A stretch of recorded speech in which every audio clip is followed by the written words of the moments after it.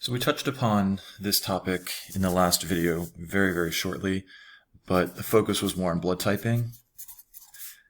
The idea of multiple alleles is common, and blood typing had multiple alleles, and all that means is there's going to be greater than your typical, so greater than 2 alleles. There's no mandated number. It could be 3, it could be 4. Most commonly, you're going to get examples in the bio class where there would be potentially 3 or 4. Now, with the blood typing, there was the A allele, the B allele, and the O allele. And they were notated as such to demonstrate some type of codominance between these two, and then a hierarchy of dominance for both of these to the little o, to the little I or the O allele. So this showcases a multiple alleles situation. One person still only inherits one allele from mom, one allele from dad, so there's just a lot more combinations that you can get. So that's one example, but there are other examples that you have to be familiar with. And in our packet, here is an example that I've seen very often.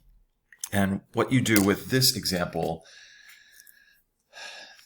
they're using rabbits as your organism to discuss this idea. Here there are 4. Notice the notation is varied. You just become flexible with your understanding.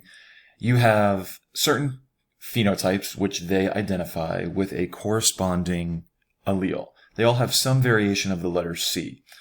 So notice that there is a hierarchy, and they kind of demonstrate that this is a dominance hierarchy. So your assumption is that any one of the alleles, whatever allele would be at the top, is going to be dominant to anything below it. So full color, if present, is going to mask the presence of either allele that it follows. It could be any one of these 3.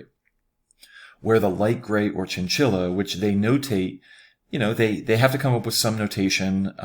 So they do it in this fashion where they have a lowercase c to probably designate it's recessive to the full color. But it does have a superscript because you have to have some variations to decide which of these 4 it would be. So I don't think it has nothing to do with codominance, unfortunately. That's the tricky part. When you're new to understanding this, you just have to kind of see the nuances of what they're trying to explain. But this is a dominance hierarchy. So what this says is anything above is dominant to anything below. So when you pair the dominant C, which is full color, with the CH, which is albino with black extremities, which they call Himalayan, the phenotype should match that of the full color. And you're pairing it with something that is completely albino since it is completely recessive.